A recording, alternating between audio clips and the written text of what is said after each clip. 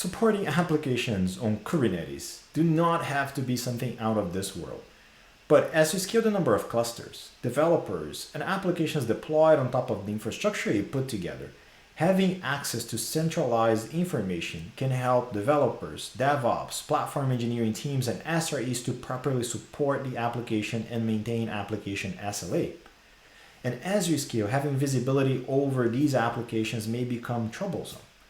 So today, we're going to cover how you can implement an internal developer platform on top of your existing infrastructure and application. Uncover valuable information that can help you and your team properly support applications and make your cloud-native infrastructure initiative a success in your organization and bring everyone to the same page, or maybe to the same space. Let's see. All right, the scenario we have set up today is we have two different clusters. And the reason why we have two different clusters is because I wanted to show you how you can bring centralized application information even if you're using different clusters, namespace, and pipelines. For scenario number one, we have a cluster that is driven by Helm.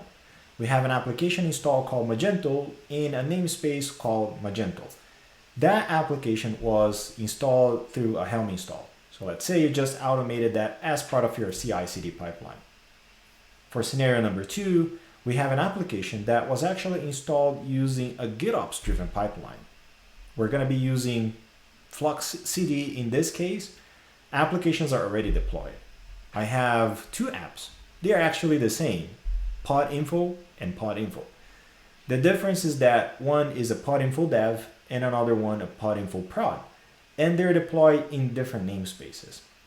So right now we have two applications deployed across different namespaces. We have another application deployed in another cluster, but no centralized information that can get my developers, DevOps, platforms, and SREs on the same page. So let's see how we can start bringing all of that information together in a centralized way that's going to make it easy for everyone to understand our applications.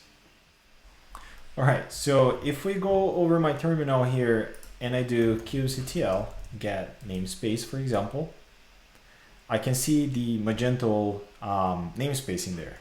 And if I do get pods, I can see my pods are running. Great, so my kubectl is connected to my cluster and I can see that. Great, I'm an ops person, I have access to my cluster, but many of my developers, maybe they don't have access, right? Or maybe they don't understand the concept of pods, services, load balancers, and others. So let's start uncovering that info. To do that, on the other screen here, I have my Shipa Cloud account.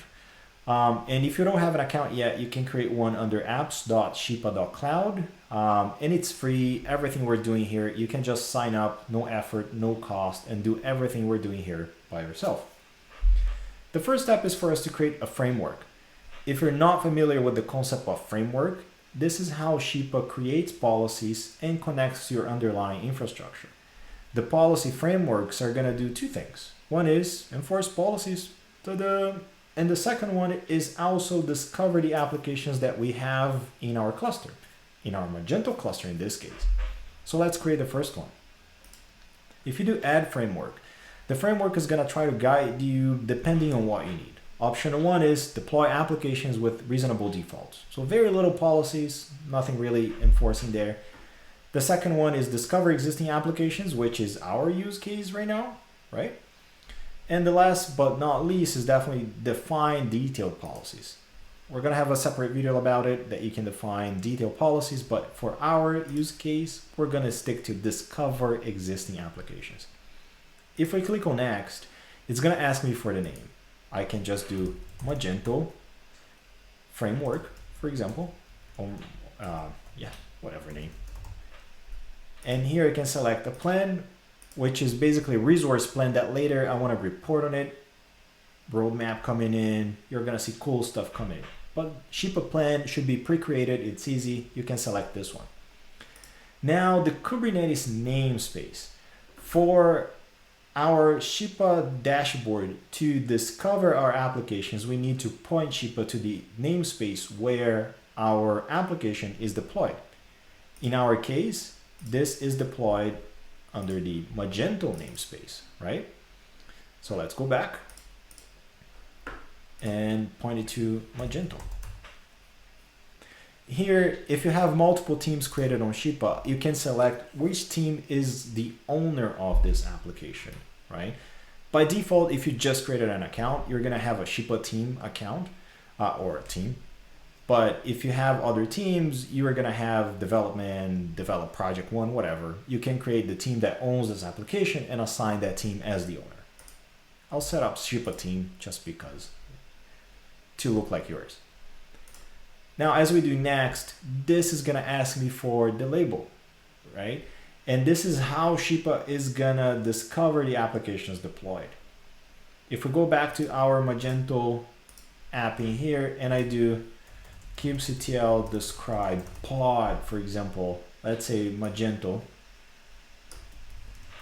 in my Magento namespace, I can see that I have my labels in here and I have app Kubernetes IO name, for example, or instance Magento, for example. So this is my label, right? If I do kubectl describe pod and I do another one, so let's do this coordinating only pod. Oops. In my Magento namespace. And I go searching for the labels, I can see it has the same label. So great, I have a common label across all the pods for Magento. So let's pick any of them. I'll just pick app Kubernetes IO / instance. If I come in here, I can do this. If I just do create, so I just come in here and I paste this here. Naming suffix is only if you want something to be added as a suffix to your application, and you're gonna understand the use case soon. Right now, let's leave it blank. If you click on create, it's gonna create your framework. Awesome. But right now, your framework is not connected to the underlying cluster, right? This is just the framework of the framework. Next step is to create a cluster, to connect it to a cluster, sorry. If we come to cluster, you say connect cluster.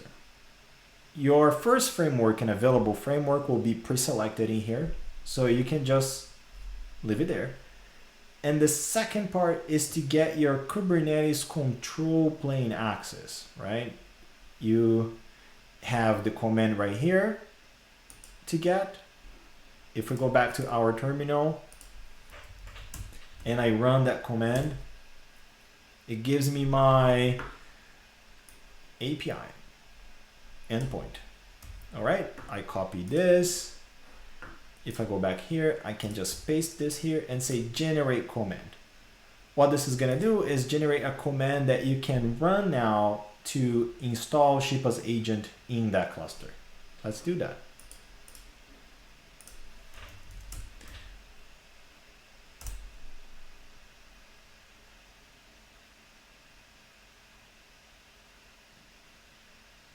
All right, in just a few seconds, Shippa's controller and agent will be installed in your cluster.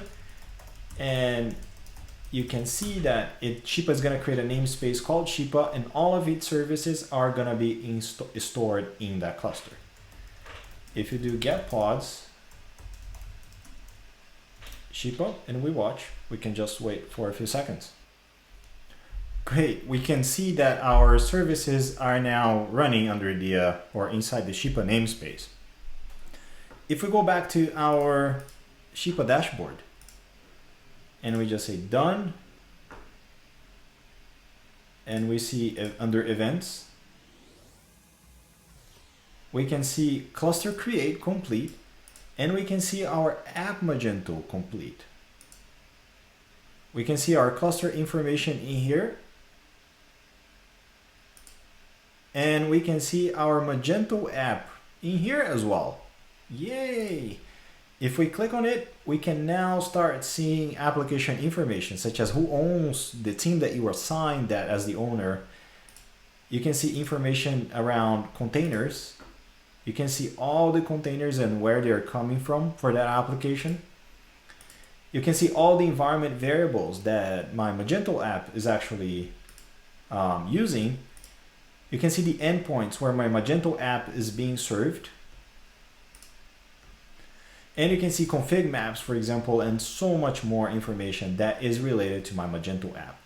Great, right? So now ops, SREs, developers, and anyone has enough information to understand that application. But beyond that, as application starts getting access, you can see, well, the URL where this application is exposed. So if we try accessing that, it will come up here as the Magento namespace. Ta-da! As transactions come in, you're gonna see transactional information here. You can see some resource information in terms of the resources that your containers are consuming, as well as all the units or pods that are related to your application. And if it's a multi-region type of app, you're gonna see where it's located. Beyond that, you get a very good view of your dependency map for your application. So you can see, hey, here's Magento, but here's everything else that is related to my application, the status and the details, as well as how this application is exposed. Right now, this looks busy because there are no network policies. So basically everything can access my Magento in and out, right? Which is not great. So it's an alert for your teams to go fix that. Awesome, Magento is there. Let's move over to the next cluster. I have a second cluster, which is our GitOps pipeline, right? If I do, let me see. If I do kubectl get nodes, for example, this is cluster 2, all right? So let me go to cluster 1, and we can connect to cluster 1. Let me just remove this entirely and connect to cluster 1. If I do get namespace,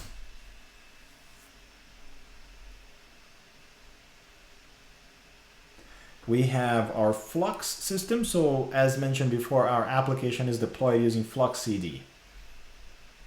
And we have pod info dev and pod info prod. And if I do pod info prod, for example, I can see my pods running there for pod info. Great. Again, this is a separate cluster, separate namespaces, and maybe separate teams who owns this. So let's bring this into our developer portal so we have that centralized info.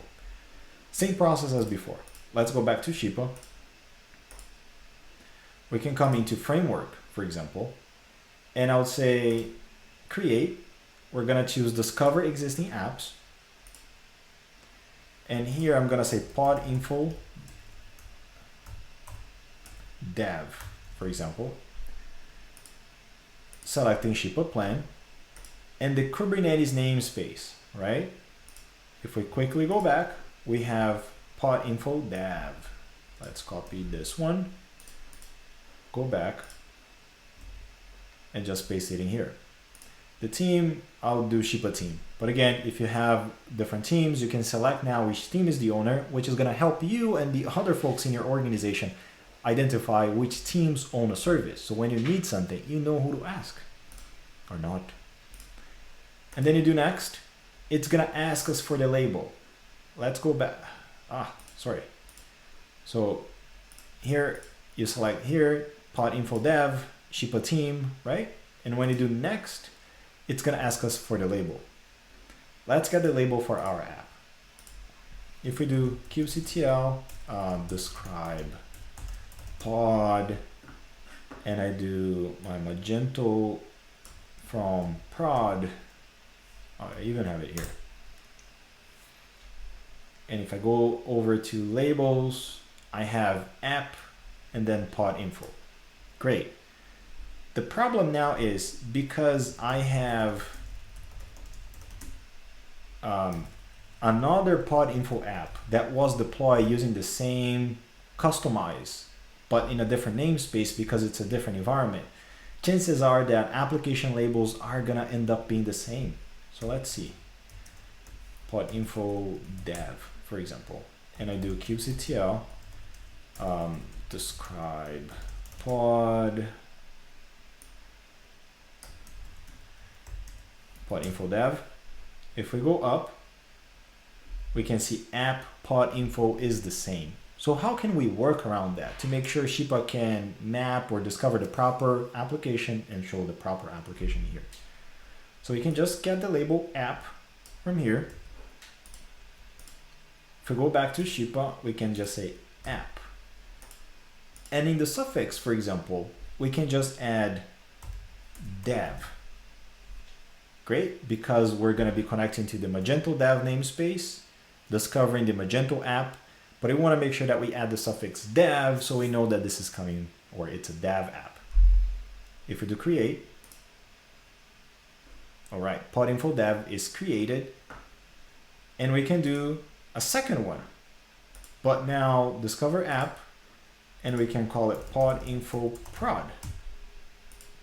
Select the same plan, and here is going to be podinfo prod, right, which is the name of our namespace. kubectl,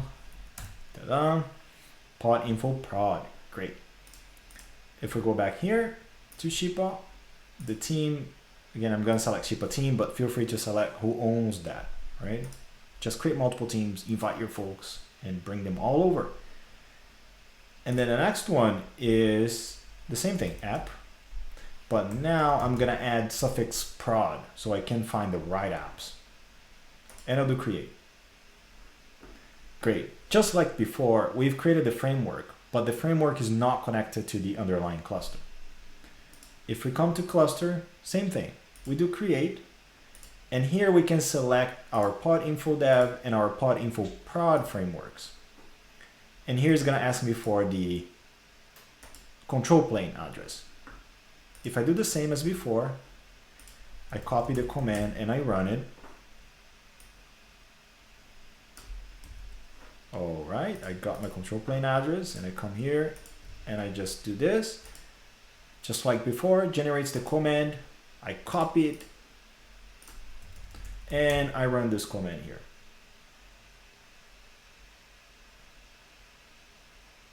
Perfect. If we just do kubectl get pods, and then Shippa, we're going to see that our agent is running, and in a few seconds, we are going to have everything ready. Let's wait. All right, our pods are running, and just like before, if we go back to Shippa and we do done here, and if we check our events, we can see that now we have a new cluster create, and we have two app create, right? We have one for dev and one for prod. Interesting. If we go to clusters, we can now see our new cluster. And if we go to applications, we can see two apps now. We have our Magento app, and we have our podinfo dev and our podinfo prod. And just like before, if we go into our application, we can now see the container images, where they're coming from. Environment variables, in this case, none, and everything else that we've seen before.